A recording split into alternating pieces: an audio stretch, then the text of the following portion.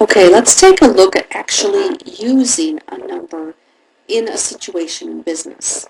So in front of you, I have a very rudimentary top to an invoice. So an invoice, we might enter our customer information here, and then we would have a spot for the customer account number. So in this case, our user who's doing the sale and recording the invoice would type in the account number for the customer. And if they type in a number that's not valid, it will turn red because this is not a valid account number, and it catches it right away at the point of input.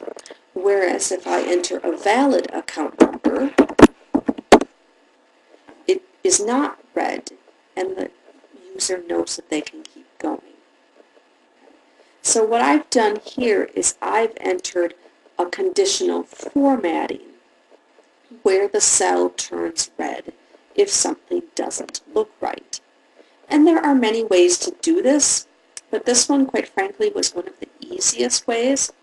It maybe isn't as good as a data validation that would actually stop them from typing it in, but it does at least turn red. And here's how I did it. On a separate worksheet, I did a little calculation.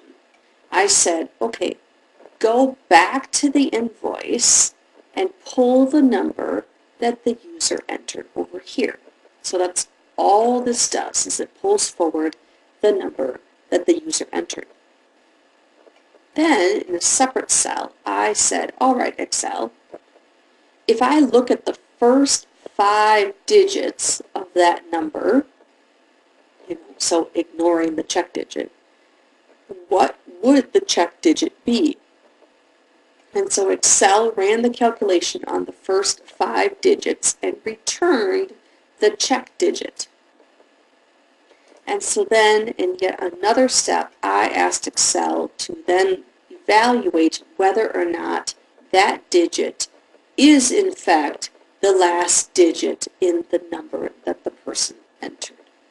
And if it is, then Excel came back with the answer good, or that something similar that sounds good. And if not, if these two were different, it would say error. So for example, if I type in a bunch of digits, invalid ones, over here the answer is error because the last digit should have been a 0 and it was not. So this is my little evaluation over here. Then my conditional formatting asked Excel to go look at that cell and see if it said good or if it said error. And if it says error, then turn the cell red. And then my user will be alerted that something is wrong. Now, one last step, if you're going to do something like this, is to hide this worksheet so that your user doesn't even know that it's there, and that this all appears very seamless, and all of the calculations in the background are hiding from